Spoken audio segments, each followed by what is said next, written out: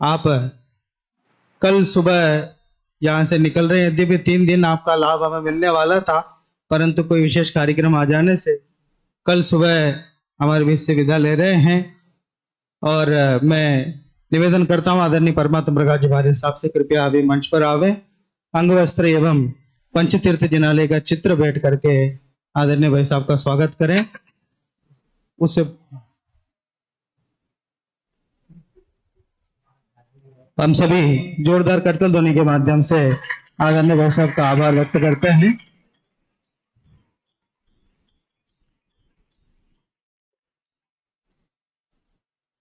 इसी तरह आप अभी तो 1 दिन पहले जा रहे हैं और उन्होंने ये वादा किया है कि मैं 3-4 दिन के लिए आऊंगा वापस, बिना शिविर के भी, और हमारे विद्यार्थियों को लाभ अवश्य देंगे। बहुत अध्ययन काल से ही आदरणीय भाई साहब का जो अध्ययन के प्रति रुचि है वो बहुत अच्छी रही है और निरंतर अपने जीवन में इसी क्षेत्र में आगे बढ़े हैं। और आपके माध्यम से ऐसे मार्गदर्शन हम सबको मिलता रहे, ऐसी भावना में बाता हूँ। महाविद्यालय परिवार की ओर से हार्दिक आभार व्यक्त करता हूँ। अभी प्रवचन यहाँ से प्रारंभ होगा। इष्टोपदेश विषय पर जो आदरणीय भाई साहब का प्रवचन हम यहाँ से सुन रहे हैं वह यहाँ से प्रारंभ होगा।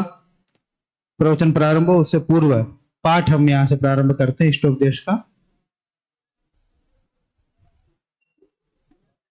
बोलिए, एक साथ बोलिए, पाठ प्रारंभ कर।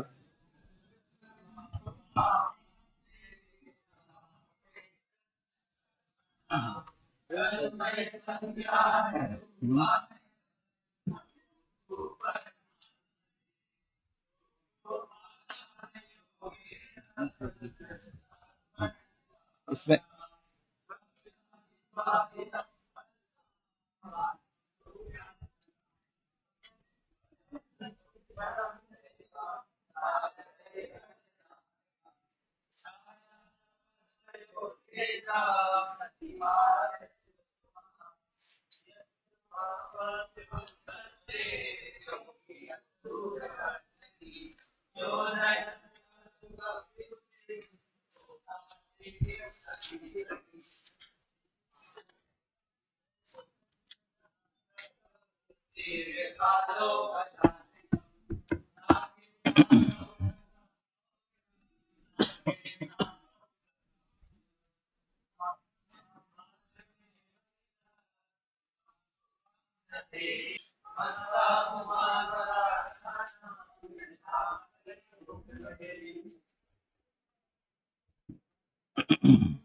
पुनः सावधान हो जाए।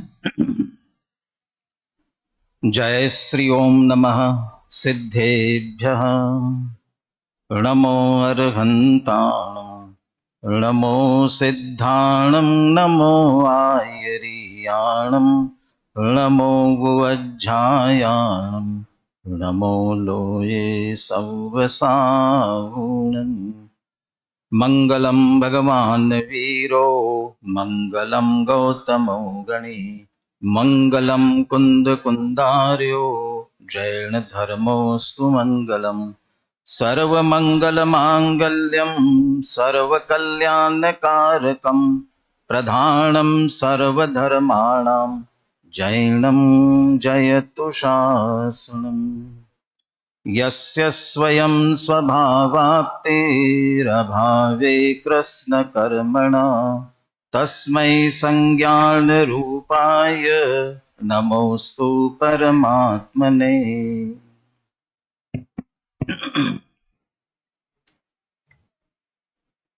श्रेयो मार्गस्य संसिद्धि प्रसादात् परमेष्ठिनः इत्याहु तद्गुणस्तोत्रम शास्त्रादो मुनिपंगवः।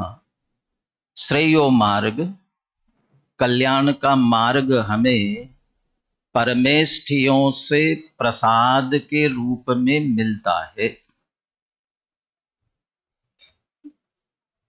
इस विषय की चर्चा अपन ने परमेष्ठि से ही प्रारंभ की थी। परमेष्ठि परम इष्ट है। क्यों परम इष्ट है? क्योंकि जो वीतराग विज्ञानता वास्तविक सुख स्वरूप है, चूंकि जीव राग और अज्ञान से दुखी है। अज्ञान और राग ही दुख का कारण है, और उसका अभाव जिन्होंने कर लिया, कुछ परमेष्ठियों ने पूरा किया, कुछ एक देश करके उस मार्ग पर पूर्णता की तरफ लगे हुए हैं, इसलिए उन्हें वह परम इष्ट प्राप्त हुआ है। और उनका प्रसाद, तो अपने अभी प्रसाद मिलता है क्या? कैसा प्रसाद मिलता है? दो तरह से प्रसाद कहा। एक तो कहीं जाते हैं तो कुछ देते हैं ना, तो परमेष्ठियों के पास जाएंगे तो क्या मिलेगा? या तो आशीर्वाद मिलेगा या उपदेश मिलेगा। जो हमारे 3 परमेष्ठी आचार्य उपाध्याय साधु, यदि इनके सानिध्य में जाते हैं तो ये आशीर्वाद देते हैं। क्या आशीर्वाद देते हैं? क्या आशीर्वाद देते हैं? लोक में तो कहते हैं दूधो नहाओ पूतो फलो, और आजकल एक वो चिरंजीवी भव, आयुष्मान भव, ऐसा कुछ देते होंगे ना। क्या देते हैं? सद्धर्म वृद्धि रस्तु, सद्धर्म की वृद्धि हो, ये आशीर्वाद देते हैं। अब आप पूछोगे सद्धर्म की वृद्धि कैसे हो, तो उसका उपदेश देते हैं। और ये जो उनसे हमें मिल रहा है, यही प्रसाद है। और दूसरा जो श्लोक जिस ग्रंथ का है ना, आप्त परीक्षा का है, वह आप्त परीक्षा में आचार्य विद्यानंदी, ये सोपज्ञ टीका है उनकी, श्लोक भी उन्हीं के हैं, उसकी टीका भी लिखी है। वो पंच परमेष्ठी का प्रसाद क्या है? वो कुछ देते नहीं है, वो तो वीतरागी है, लेकिन शिष्य उनकी आराधना करके और उनसे ये उपदेश प्राप्त करके स्वयं प्रसन्न होता है, और प्रसन्न होकर के प्रसन्नता से इस मार्ग पर लगता है, यही प्रसाद है। और इस प्रसाद से मुक्ति के मार्ग पर आगे बढ़ता है वह इष्ट उपदेश। आचार्य पूज्य पाद, जो व्याकरण के बहुत बड़े आचार्य, प्रारंभ में देखा था अपन ने, व्याकरण संबंधी शास्त्र, वैदिक शास्त्र, आयुर्वेद संबंधी भी, सिद्धांत के भी ज्ञाता, सर्वार्थ सिद्धि जैसे टीका लिखी, ये सब लिखते हुए भी समाधि तंत्र और इष्टोपदेश ऐसे ग्रंथ लिखे जो सीधे हमें शुद्ध आत्मा की तरफ लेकर के आते हैं। इसका अर्थ जिनवानी का बहुत विस्तृत विषय, सब तरह का विषय भी हो तो भी उसमें से मूल विषय तो अपने आत्महित का है, अपने स्व कल्याण का है, और उसका मार्ग आचार्य पूज्यपाद इस ग्रंथ में दे रहे हैं। हमने प्रारंभ किया था, स्वपरांतरम यो जानाति स जानाति मोक्ष सौख्यम निरंतरम। पर से हटकर स्व की तरफ आना। गुरुदेव हमेशा एक नारियल का उदाहरण देते थे। नारियल, और नारियल में से जो सीधा अंदर सफेद गरी है उसका आनंद लेना है तो उस तक पहुंचना पड़ेगा ना। और उस तक पहुंचना है तो सबसे पहले ऊपर जो जटाएं लगी है वो हटानी पड़ेगी, फिर उसके बाद जो कठोर नरेटी है वो हटानी पड़ेगी। अब उसके बाद तो नरेटी हटा दी तो अंदर से गोला निकला नारियल का, अब तो बढ़िया है ना? नहीं, अभी कुछ है, क्या रह गया? अभी एक लाल ऊपर परत और लगी हुई है, वो लालिमा की छाल ऊपर जो है, अब वो हटती है तब वह बढ़िया मधुर स्वादिष्ट नारियल का आनंद आता है। ऐसा ही नो कर्म, जिनकी चर्चा अपन ने विस्तार से की, बाहर के सभी धन संपत्ति वैभव, घर मकान दुकान, स्त्री पुत्र कुटुंब परिवार, ये सब वो ऊपर के जटाओं जैसे हैं। जब तक इनको छोड़कर आगे नहीं बढ़ेंगे तब तक अंदर नहीं पहुंच पाएंगे। देह वो नरेटी जैसी है, और उसके बाद देह से भी आगे बढ़ते हैं। अब विषय कषाय की लालिमा वो अभी अंदर बाकी है, तो वहां तक नहीं पहुंच पाते हैं। कल 3 प्रकार के चिंतन की बात की थी, वासनिक, काषायिक और तात्विक चिंतन। और वासनिक चिंतन से हम दूर हो, इसलिए वो जो 5 इंद्रिय विषयों की रुचि जो अंदर पड़ी है हमारी, वो अंदर रुचि रहते हुए बाहर में कुछ भी करे। गुरुदेव का प्रवचन सुबह चल रहा था ना, कोटि जन्म तप तपे ज्ञान बिन कर्म झरे जे, ज्ञानी के क्षण माहि त्रिगुप्ति ते सहज टरे ते। एक तरफ तो ये स्थिति है, और दूसरी तरफ मुनिव्रत धार अनंत बार ग्रैविक उपजायो, तै निज आत्म ज्ञान बिना सुख लेषण पायो। वो जो मुनिव्रत अनंत बार धारण किया लेकिन प्राप्त नहीं कर पाए, इसके पीछे कारण क्या है? मुनिव्रत जो अंगीकार किया है वो ग्रैविक उपजायो, ग्रैविक तक जा रहे हैं। इसका मतलब बाहर की चर्या में रंच मात्र भी दोष नहीं है, क्रिया में दोष नहीं लगा रहा है, परिणाम में भी जो शुभ भाव है, शुभ क्रिया और शुभ भाव, इसमें कहीं पर भी दोष नहीं है। फिर दोष कहाँ है?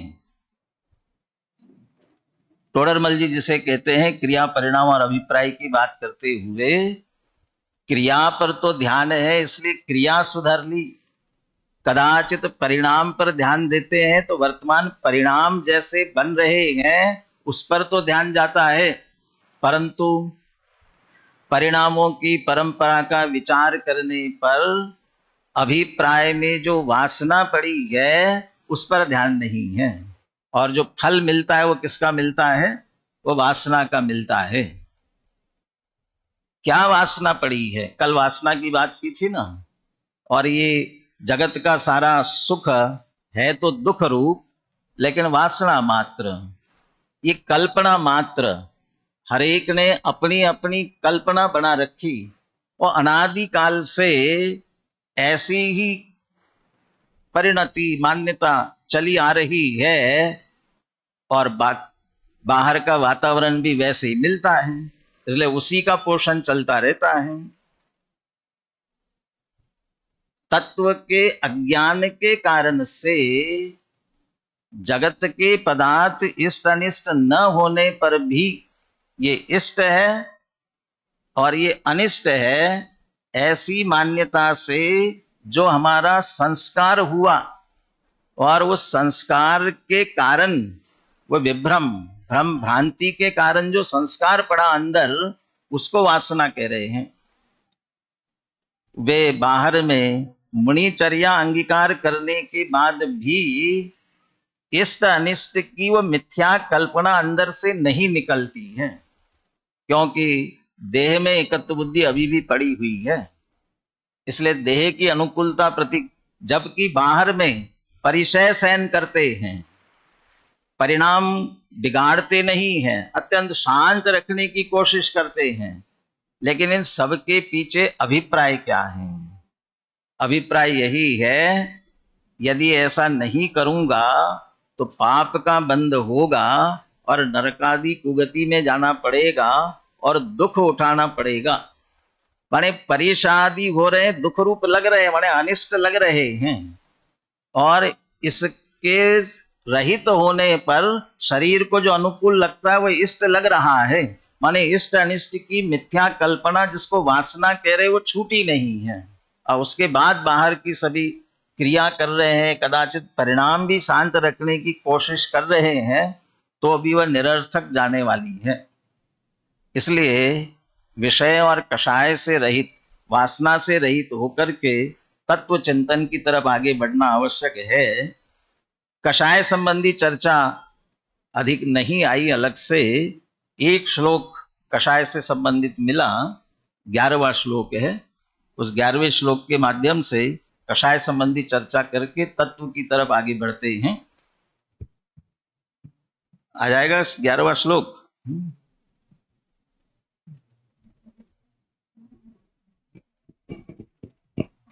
मेरे सामने तो नहीं दिख रहा है, चलो बोलता हूं मैं, ध्यान से सुनना।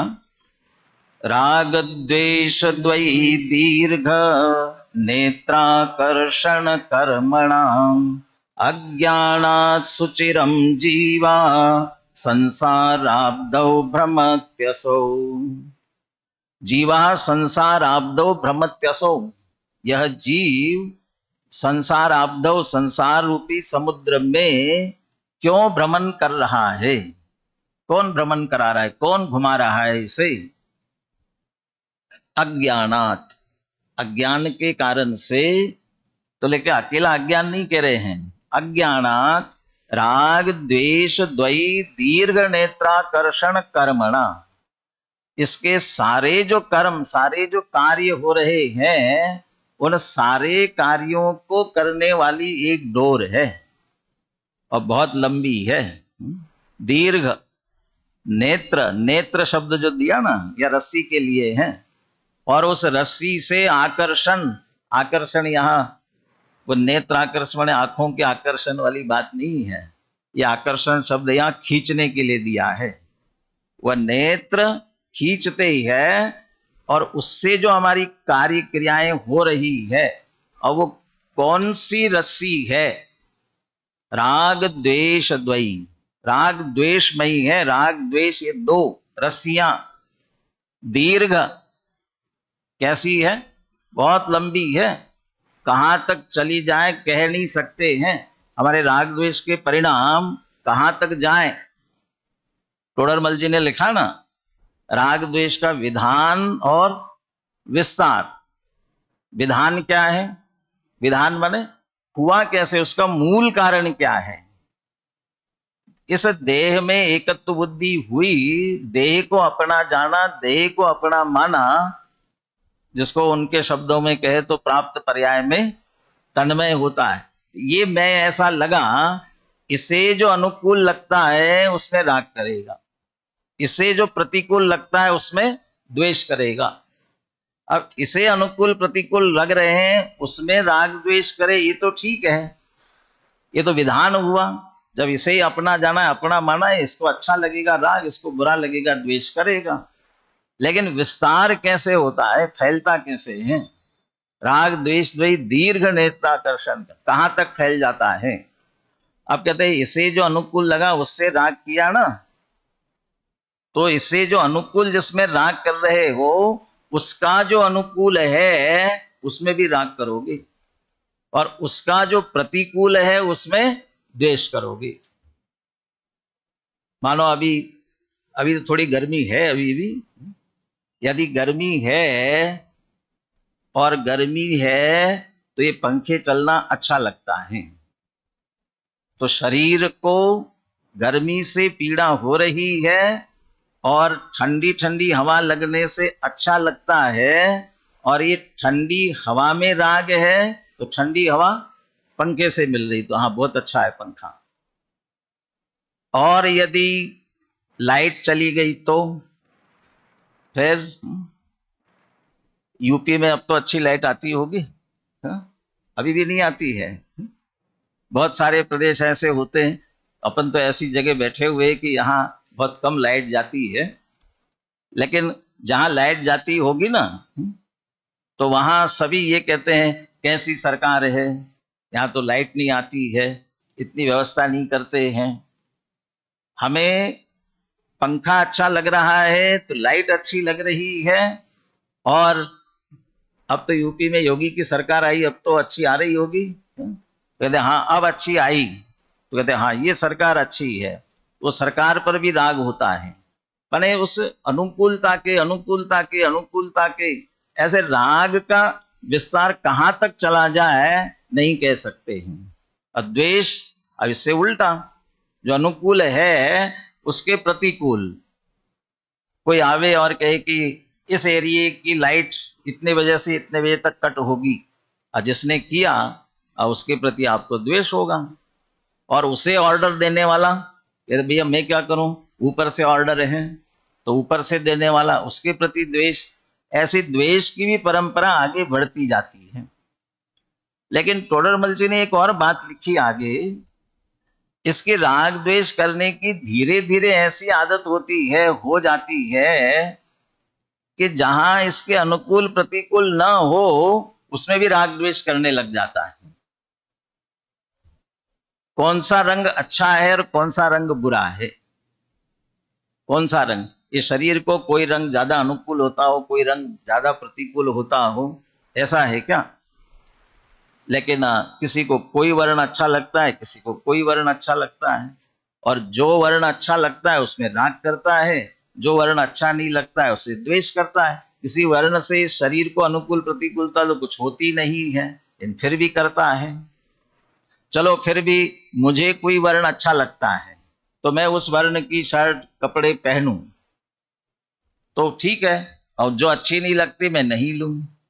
लेकिन दूसरा मुझे जो अच्छा लगता है वर्ण वो पहना होगा तो क्या लगेगा, देखो कितना अच्छा लग रहा है, उससे भी राग होता है। और जिसने मुझे जो पसंद नहीं है ऐसे वर्ण की शर्ट पहनी हो तो फिर क्या पहना है इसने, कैसा है, माने उसके प्रति भी द्वेष का परिणाम आने लगता है। माने व्यर्थ के राग द्वेष के परिणाम भी होने लगते हैं। ऐसी राग द्वेष की परंपरा आगे बढ़ती जाती है। विषयों के संदर्भ में वासना मात्र में वही तत् कहा था, ये हमारी मिथ्या कल्पना है, उसमें सुख है नहीं। लेकिन किसी को इष्ट जानकर, किसी को इष्ट मानकर इष्ट में राग कर रहे हैं, अनिष्ट में द्वेष कर रहे हैं, अज्ञानात्, वो अज्ञान के कारण से। और ये जो लंबी दो तरह से लंबी है, सारे पदार्थों में, बहुत सारे पदार्थों में ये अच्छा ये बुरा, ऐसा पदार्थों के साथ बहुत फैलाव, और उसके साथ साथ में ऐसे राग द्वेष की कल्पना कब से करते आ रहे हैं, कब से चली आ रही है, अनादि से करते आ रहे हैं। इसलिए भी दीर्घ, और कब तक चलती रहेगी, जब तक वो अज्ञान का परिणाम रहेगा तब तक। इसलिए सुचिरम, बहुत काल तक, लंबे काल तक ये जीव संसार में ही भ्रमण करता रहेगा। और ये इष्ट अनिष्ट की कल्पना, राग द्वेष, कि इसी में तो माया और लोभ राग रूप है, क्रोध और मान द्वेष रूप है, हास्य रति ये पुनः राग रूप है, और शोक भय जुगुप्सा ये सभी द्वेष रूप है। ये कषाय के ही परिणाम है जिनको राग द्वेष के रूप में लिखा गया। हमें इस शरीर को अनुकूल लगता है, उसे प्राप्त करने की इच्छा होती है, वो विषय का परिणाम है। वो प्राप्त हो गया तो मान कषाय आता है, लोभ की पूर्ति हो गई, उसकी पूर्ति हो गई, ये परिणाम आता है तो कषाय हो गई। और यदि प्राप्ति नहीं हुई, किसी ने अड़ंगा डाला उसके बीच में, तो क्रोध का परिणाम आता है। जैसे भी प्राप्त करना है तो कपट करता है, मायाचरी का परिणाम कषाय करता है। यानी ये विषय कषाय के परिणाम यही निरंतर चलते रहते हैं। चूंकि वहां पांच इंद्रिय विषय भोग और उनमें सुख माना है, उसकी प्राप्ति के लिए निरंतर हमारे परिणाम चलते रहते हैं। और ये विषय कषाय के ऐसे परिणाम जब तक चलेंगे अज्ञानात्, अज्ञान के कारण, तब तक सुचिरम जीवा संसाराब्दो भ्रमत्यसौ, तब तक संसार परिभ्रमण ही चलता रहेगा। और वो जो इष्ट की प्राप्ति है वह इष्ट की प्राप्ति नहीं हो सकेगी। इसलिए इन सब पद को छोड़ते हुए यदि हम इसे नवा समय साराय की अपेक्षा बात करें, ये नमः समय साराय की अपेक्षा बात करे माने किसको नमस्कार किया? नमः समय साराय कह करके किसको? शुद्ध आत्मा को। शुद्ध आत्मा को माने कैसा शुद्ध आत्मा? द्रव्य कर्म, भाव कर्म, नो कर्म से रहित शुद्ध आत्मा। माने समय सार स्वरूप शुद्ध आत्मा तक पहुंचना है तो द्रव्य कर्म, भाव कर्म, नो कर्म से रहित। तो अभी जो पर बाहर के संयोग जो नो कर्म रूप है, देह जो नो कर्म रूप है, इनसे आगे बढ़ते हुए कर्म की चर्चा भी आई हुई है। कर्म के संदर्भ में तो एक श्लोक आया ना, कर्म कर्म हिता बंदी, जीव जीव हित स्पृहा।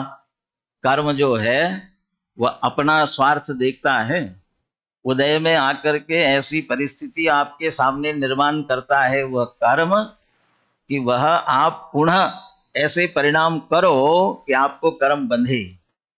और जीव को क्या करना चाहिए? जीव जीव हितस्पृहा, जीव को चाहिए कि वह अपना हित देखे। स्वार्थम कोवान वांछति, अपना अपना स्वार्थ कौन नहीं देखता है? तो कर्म अपना स्वार्थ देख रहा है तो हमें अपना स्वार्थ देखना चाहिए। तो द्रव्य कर्म से भी लक्ष्य हटाते हुए विषय कषाय के जितने परिणाम हो रहे हैं वे भाव कर्म के परिणाम है। इन सबसे दृष्टि हटाते हुए अब वह शुद्ध आत्मा मैं कौन हूं, अब उस तत्व चिंतन की तरफ हमें आगे बढ़ना चाहिए। जब तक वह तत्व विचार और तत्व चिंतन नहीं होता है, ये विषय हम नहीं देते हैं अपने आप को, तब तक विषय कषाय के परिणाम तो आने ही वाले हैं। लोक में जैसे कहा जाता है ना, खाली दिमाग शैतान का घर। दिमाग आप खाली रखोगे तो इसमें और विचार आए बिना नहीं रहेंगे। जैसे ये हवा रहती ना, हवा, इसकी एक विशेषता कहते हैं, यदि जहां खाली जगह होगी उसमें हवा निश्चित रूप से भरेगी। कहीं भी वैक्यूम यदि हुआ तो खाली रह नहीं सकता है, हवा से वह निश्चित रूप से भर ही जाएगी। लेकिन कौन सी हवा से भरेगी? कहीं भी हवा से खाली कर दी जगह, समझ वैक्यूम हो गया तो क्या होगा? तत्काल अगल बगल की हवा आकर के वहां भरेगी ही भरेगी, खाली नहीं रह सकती। कहीं भी बिना हवा की जगह खाली नहीं रह सकती है। थोड़ी भी हवा वहां से निकल गई, समझ लीजिए वैक्यूम हुआ, तो आसपास की हवा वहां चली ही जाती है। हमारे चित्त में भी यदि हमने वैक्यूम पैदा किया, खाली छोड़ा, तो क्या होगा? जो आसपास है वही आएगा। और आसपास क्या है? चारों तरफ क्या चल रहा है, क्या हो रहा है दुनिया में? सुध परिचिदान भूदा सवस्वी, काम भोग बंद कहा। सारा जगत काम भोग बंधन की कथा में लगा हुआ है। और बाहर के सभी संसाधन भी जो होते हैं वो सारे संसाधन इसी के लिए होते हैं। जगत के जितने विज्ञापन चलते हैं, किस बात का विज्ञापन करते हैं? यानी 5 इंद्रिय विषय भोगों की, यही विज्ञापन चल रहा है। लोग रुचि से इसी में रुचि लेते हैं। अमृतचंद्र आचार्य तो उसकी टीका में लिखते हैं, परस्पर आचार्यत्व भी करते हैं, एक दूसरे को सिखाते भी है। तो किसकी बात सिखाते हैं? वही 5 इंद्रिय विषय भोगों की। माने चारों तरफ विषय कषाय की आग लगी हुई है। यदि हमने अपने चित्त को खाली रखा तो चारों तरफ से क्या आएगा? उसमें विषय कषाय के ही परिणाम आने वाले हैं। इसलिए चित्त खाली न रख करके उस चित्त को अपन विषय देवे। तो वो क्या विषय देना चाहिए, उस विषय के संदर्भ में भी चर्चा की गई है। तत्व विचार, तत्व चिंतन, बहुत प्रेरणा दी गई अपने यहाँ तत्व विचार के लिए, तत्व चिंतन के लिए। छत्र चूड़ामणि में एक श्लोक आया, वे कहते हैं, को हम कीदृग गुणा किम प्राप्या किम निमित्तका इत्यूहा प्रत्यहम नो चेत अस्थाने मतिर्भवेत्। मैं कौन हूं? को हम कीदृग गुणा, मेरा क्या स्वरूप है? किम प्राप्या, मुझे क्या प्राप्त करने योग्य है, और किम प्राप्या किम निमित्त कहा, इसके प्राप्त करने के निमित्त उपाय क्या है, इत्यूहा, इसका चिंतन, इसका विचार चलना चाहिए। नोचेत, यदि ऐसा नहीं करेंगे तो अस्थाने मतिर भवेत, निश्चित रूप से हमारी मति, हमारी बुद्धि जो है वो खाली तो रहने वाली नहीं है। कहाँ जाएगी? निश्चित रूप से कहीं न कहीं अस्थाने, और अस्थान हमारे लिए है विषय कषाय के परिणाम, जो वास्तव में हमें दुखी करने वाले हैं, वहां जाए बिना नहीं रहेगा। तो वहां से हटने के लिए, तो अभी तो तत्व चिंतन की बात कर रहे थे, तो तत्व चिंतन में को हम, मैं कौन हूं, मेरा क्या स्वरूप है, किद्रुक गुणा, किम प्राप्या किम निमित्त कहा, इसमें सभी सातों तत्व आ गए इतने में ही। को हम, मैं कौन हूं, कौन सा तत्व हूं, जीव तत्व हूं। किद्रुक गुणा, मेरे क्या गुण हैं। जब मैं अपने गुणों की बात करता हूं तो ये जो सारे संयोग है ये मैं नहीं हूं। तो अपने गुणों से भेद विज्ञान करने जाते हैं तो अजीव तत्व से भेद विज्ञान होता है। किम प्राप्या, क्या प्राप्त करने योग्य है, वह परिपूर्ण मुक्ति रूपी सुख प्राप्त करना है तो मोक्ष। और किम निमित्त का, उपाय क्या है उसका, संवर निर्जरा। और संवर निर्जरा किसके अभाव में प्रकट होती है, आश्रव बंध के। वो घूम फिर करके कहीं न कहीं शब्द तत्वों का हो न हो तो भी वो तत्व विचार पर ही आते हैं। टोडरमल जी ने श्रोता का स्वरूप कहा। कौन है श्रोता? कभी कभी लगता है कि हम वास्तव में श्रोता है कि नहीं है। क्यों? किसे श्रोता कह रहे हो? भली होनहार है, इसलिए जिसे ऐसा विचार आता है कि मैं कौन हूं, मेरा स्वरूप क्या है, ये जो परिणाम बन रहे हैं इनका क्या फल लगेगा, ये चिंतन चल रहा है। ये सात तत्वों का चिंतन आ गया। लेकिन ऐसा विचार आएगा किसे? भली होनहार है इसलिए जिसे विचार आता है। अपने अपने अंदर में झांक करके देखे, सचमुच में कभी ऐसा विचार आता है क्या हमें? मैं थोड़ी देर बैठ करके निर्णय करूं, मैं कौन हूं, मेरा क्या स्वरूप है। ऐसा विचार, निर्णय करने का विचार, विकल्प भी हमें आता है क्या? वो तो हम स्वाध्याय में पहुंच ही जाते हैं। अब स्वाध्याय में पहुंच जाते हैं तो वहां सुनना पड़ता है, मैं कौन हूं, मेरा क्या स्वरूप है। पाठ करते तो उसमें सुनना पड़ता है, पूजा करते तो अच्छा भाग्य है कि पूजा में भी वैसा अध्यात्म हमको सुनने मिल रहा है। इन निमित्तों से मिलता तो है, लेकिन बुद्धि पूर्वक हम निर्णय करने के लिए बैठते हैं क्या? हमें स्वयं अपने आप से अंदर से विचार आता है क्या? वो जो पुरुषार्थ से मोक्ष प्राप्ति वाले प्रकरण में शिष्य तो ये कहता है, क्या करे, हमारे कर्म का उदय ही ऐसा है। तो हमारे कर्म का उदय है और कर्म के उदय के अनुसार जो परिणाम आते हैं वो आते जाते हैं, तो हम क्या करें इसमें, हम तो मजबूर हैं। तो टोडरमल जी ने क्या उत्तर दिया? स्वयं तो महंत बने रहना चाहता है और दोष कर्म को देता है। अरे कर्म के उदय से ऐसे परिणाम आते हैं तो लौकिक कार्यों के लिए तो बुद्धि पूर्वक विचार करता है और उसके प्रयत्न करता है। तो यहां बुद्धि पूर्वक विचार करने का विचार नहीं आता, विकल्प नहीं आता है।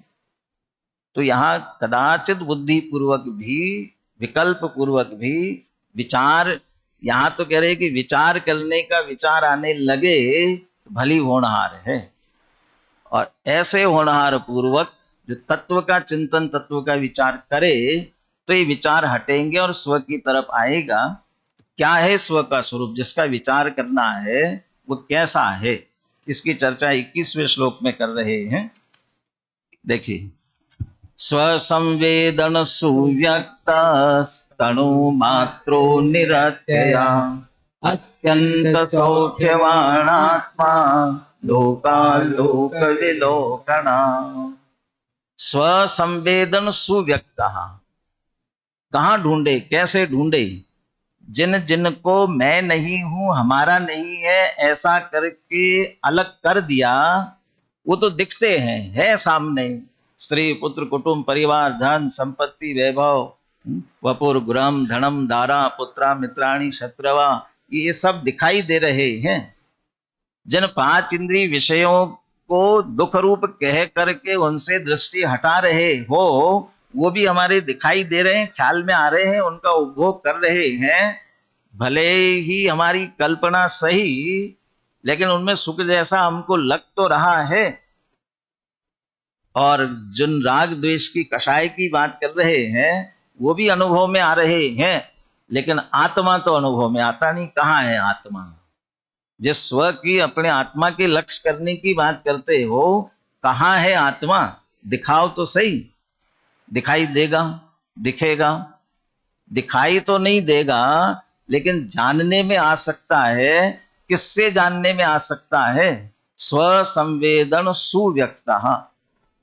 जिन विषयों की इच्छा, जिसकी आकुलता होने पर विषयों की तरफ दौड़ रहे हो और न मिले तो दुखी हो रहे हो, मिलने पर सुख का वेदन कर रहे हो, कषाय का परिणाम आने पर आकुलता व्याकुलता होती है, उस आकुलता व्याकुलता का भी वेदन कर रहे हो, और इस सब का वेदन मुझे हो रहा है, ऐसा वेदन भी निरंतर चल रहा है। ये सब किसे हो रहा है? ये जो वेदन हो रहा है, बस ये वेदन ही, ये जानने की शक्ति है, सुख दुख का अनुभव करने की शक्ति है। ये जानना और सुख दुख का अनुभव करने वाला सुसंवेदन स्वसंवेदन, ये स्व, यही मैं हूं, और ये निरंतर व्यक्त है। स्वसंवेदन सुव्यक्त। स्वसंवेदन से अंदर में निरंतर व्यक्त है। वो तो व्यक्त है, लेकिन हमारा ध्यान उसकी तरफ नहीं जा रहा है। ज्ञान की प्रतिपल उठे तरंग, झांकता उसमें आत्म राम। ये ज्ञान की प्रतिपल उठने वाली तरंग, ये संवेदन स्वरूप है, लेकिन संवेदन स्वरूप होते हुए भी उस संवेदन की तरफ ध्यान नहीं जाता है, और उससे जो विषय बाहर के बन रहे हैं उस तरफ हमारा ध्यान जाता है, और वो मुख्य हो जाता है, वो आत्मा दिखता नहीं है। स्वसंवेदन सुव्यक्त। अपने संवेदन से दिखाई दे सकता है, लेकिन हम वह स्व को नहीं देखते हैं, और उसमें जो बाहर का संवेदन हो रहा है उसे देखते हैं, इसलिए वो व्यक्त नहीं होता है, वो पदार्थ व्यक्त होते हैं। मैं तो कहता हूं, आप दर्पण देखते हो, कभी दर्पण देखा है? जब भी दर्पण हम देखते हैं, तब तब हमें क्या दिखाई देता है? अपना चेहरा दिखाई देता है। दर्पण के सामने जाओ, दर्पण नहीं दिखता, चेहरा दिखता है। ऐसा क्यों होता है? अच्छा, बिना दर्पण देखे चेहरा दिखा क्या? दर्पण तो देखा ना पहले, तब तो चेहरा दिखा, लेकिन चेहरा दिखा, दर्पण पर ध्यान नहीं गया। क्यों नहीं गया? क्योंकि हमें तो चेहरा देखना था, इसलिए चेहरा दिखा। लेकिन जिस दर्पण में चेहरा दिख रहा है, उस दर्पण में देख रहे हैं, चेहरा दिख रहा है, दर्पण नहीं दिख रहा। इसका मतलब उस दर्पण में दिखने चेहरे को मुख्य करते हैं, इसलिए दर्पण नहीं दिखता है। ऐसा ही जो विषय कषाय के परिणाम, विषय कषाय के विषय, जिसके कारण हमें कषाय विषय हो रहे हैं, वो हमारे ज्ञान में आते हैं, तो वो मुख्य होते हैं, वे ज्ञान में ही आ रहे हैं। बिना ज्ञान में जाने विषय कषाय का परिणाम नहीं हुआ है, लेकिन वो मुख्य होते हैं, ज्ञान गौण हो जाता है। तो ज्ञान ख्याल में नहीं आता और ज्ञेय की मुख्यता हो जाती है। दर्पण देखना हो तो क्या करना पड़ेगा? दर्पण दिख सकता है कि नहीं दिख सकता? कैसा दिखेगा? आप अपना चेहरा देखते हुए भी एक बार प्रैक्टिकल करके देखना, चेहरा देखते हुए भी दर्पण देखने की कोशिश करना, और जैसे आप दर्पण देखने की कोशिश करोगे वही आपका चेहरा होगा, लेकिन चेहरा नहीं दिखेगा और दर्पण दिखने लगेगा। तो कैसा दिखेगा दर्पण? वो जो कांच है सपाट, उसका स्वच्छता वह आपको दिखाई देने लगी, ये कांच है ऐसा ख्याल में आएगा, और चेहरा उस समय आपको नहीं दिखेगा, जबकि वही है। क्यों?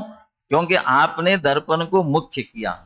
ऐसा ही संवेदन को मुख्य करे तब तो वह पकड़ में आ सकता है, लेकिन संवेदन, वेदन, ज्ञान, जानन जानन जानन अंतर जो चल रहा है उसे निरंतर व्यक्त है, वह उसकी तरफ हम ध्यान नहीं दे रहे हैं।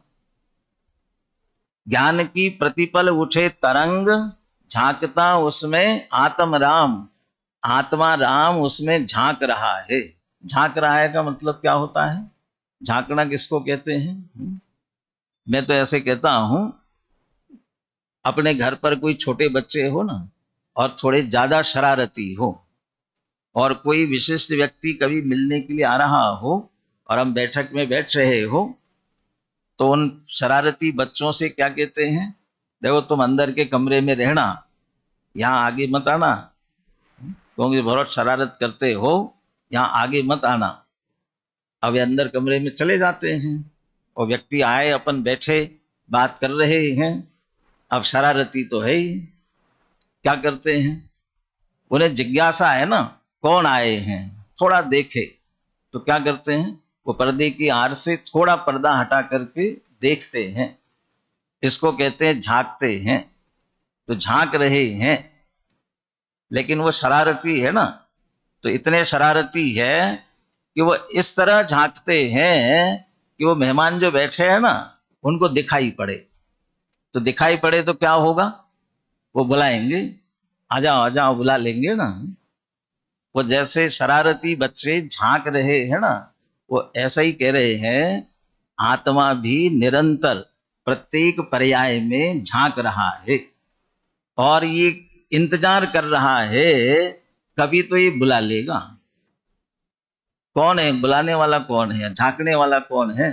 कोई दूसरे अलग अलग नहीं है, हमारी ज्ञान की प्रतिपल तरंग जो उठ रही है उसमें पूरा आत्मा झांक रहा है। जैसे 17वीं 18वीं गाथा की टीका में लिखा ना, अनुभूति स्वरूप भगवान आत्मा आबाल गोपाल सबको प्रति समय अनुभव में आ रहा है। अभी हमें भी अनुभव में आ रहा है। आप जो अभी सुन रहे हो, वो सुनने का, समझने का जो परिणाम आपको अंदर चल रहा है, उसमें पूरा आत्मा झांक रहा है। और अभी आपको लग रहा होगा कि आज का तो 9:45 बज गए, समय पूरा हो गया है, अभी तो परीक्षा भी है, अब पता नहीं कितनी देर तक चलाएंगे। इसके कारण से आकुलता का परिणाम यदि अंदर हो रहा है, वो आकुलता के परिणाम में भी अनुभूति स्वरूप भगवान आत्मा झांक रहा है। क्यों? वो किसे हो रही आकुलता? किसे हो रही है? और वह आत्मा ये कह रहा है, ये आकुलता छोड़ो, वो आकुलता भी छोड़ो, और जिसे सुनकर समझने की आकुलता हो रही वो भी छोड़ो, 5 इंद्रिय विषय भोगों की इच्छा हो रही उसको भी छोड़ो, और जो उस ज्ञान से, ज्ञान लक्षण से पकड़ में आ रहा है उसका लक्ष्य करो।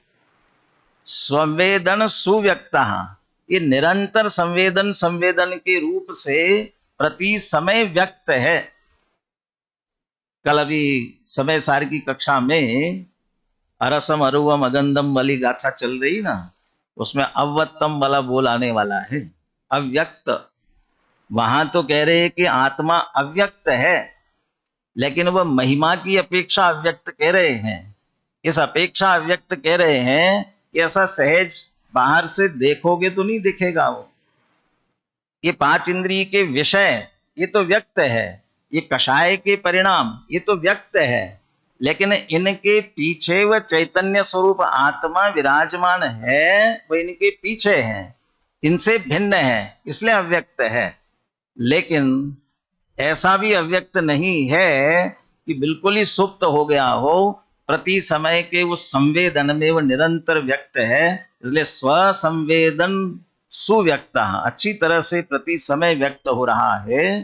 कहाँ ढूंढे, कहाँ खोजे, कहीं बाहर जाने की जरूरत नहीं है। तणु मात्रः, कितना सरल है। कहाँ जाना है? तणु मात्रः, इसी देह देवालय में है, कहीं बाहर जाने की जरूरत नहीं है। क्यों जाता गिरनार, क्यों जाता काशी, घट ही में है तेरे घट घट का वासी। इससे ज्यादा बाहर जाने की जरूरत ही नहीं है। यही है, लेकिन यहां है तो दिखता क्यों नहीं है, पकड़ में क्यों नहीं आता है? दिख रहा है, स्वसंवेदन सुव्यक्ता, बस हम देखते नहीं हैं, हम लक्ष्य नहीं करते हैं। दुनिया का सबसे सरल काम यदि कोई है तो आत्मा का अनुभव करना है, सबसे सरल। किसी ने एक भजन भी बनाया ना, सबसे सरल है निज पद पाना। सबसे सरल है, मेरे ख्याल से रमेश जी का है, सबसे सरल है निज पद पाना। दुनिया का सबसे सरल काम। क्यों? दादा ने एक उदाहरण दिया ना, कौन सा उदाहरण दिया? एक कप चाय बनाना कठिन है और आत्मा का अनुभव उससे भी सरल है। क्या बात करते हो, एक कप चाय अभी हाल बना देते हैं।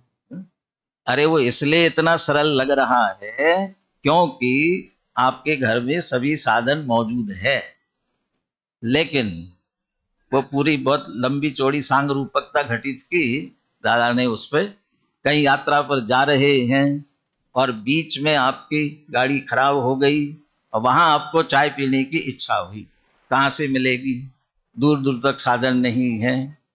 अरे अपनी घर में सब साधन हो और लाइटर नहीं हो गैस जलाने के लिए उतना सा, तो भी रुक जाएगा। कोई भी एक साधन कमी है तो रुक जाएगा।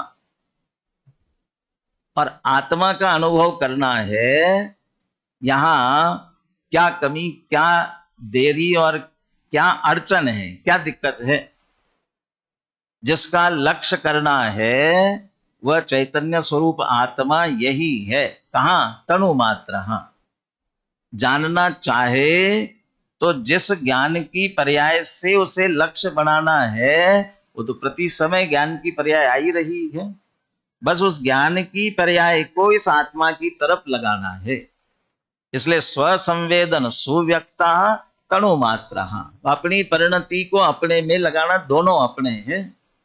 कल कहा था ना, ये सबसे सस्ता, सुंदर और टिकाऊ ये मुक्ति का सुख है, अतीन्द्रिय आनंद है। कहीं कहीं बाहर से लाना नहीं है, कहीं कुछ नहीं करना है, इसलिए सबसे सरल तणु मात्र। हम आत्मा को देखने जाए और न मिले तो निरत्यया, वह निरंतर विद्यमान है, कभी नष्ट होने वाला नहीं है, इसलिए अविनाशी है।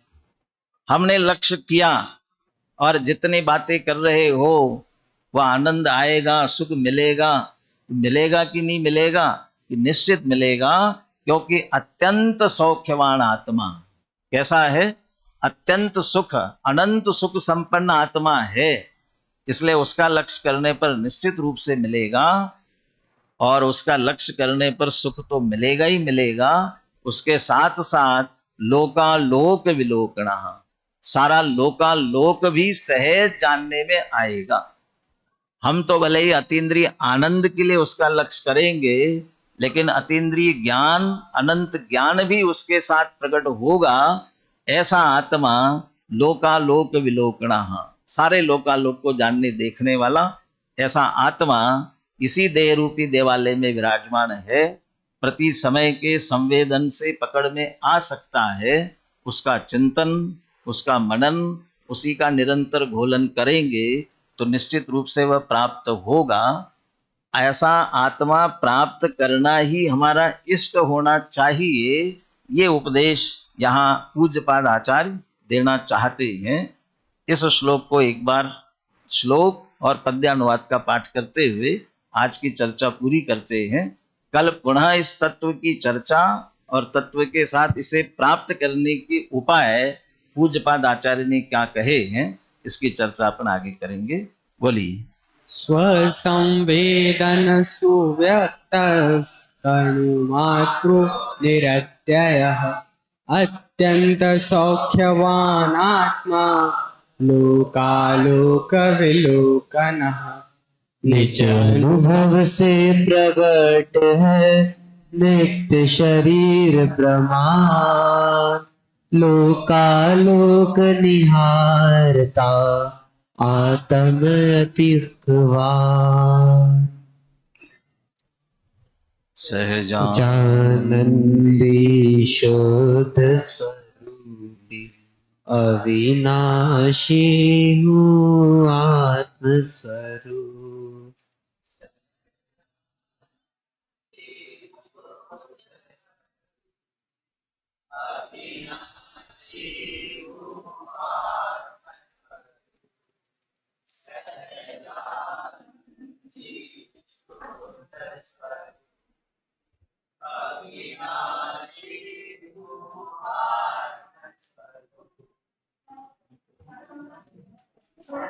जनवाणी स्तुति प्रस्तुत छंद पंडित बनारसी दास जी द्वारा कृत जो भावानुवाद है उसमें समय सार कलश 2 का भावानुवाद है।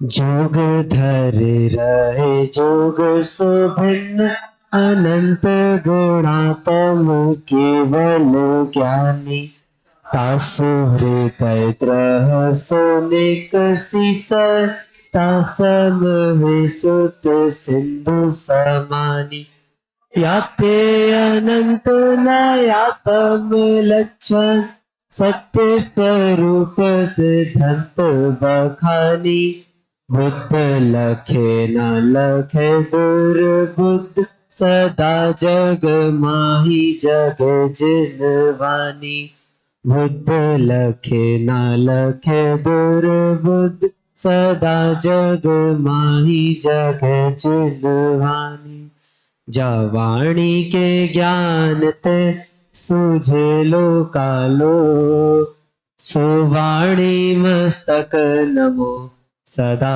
देत हूँ ढो।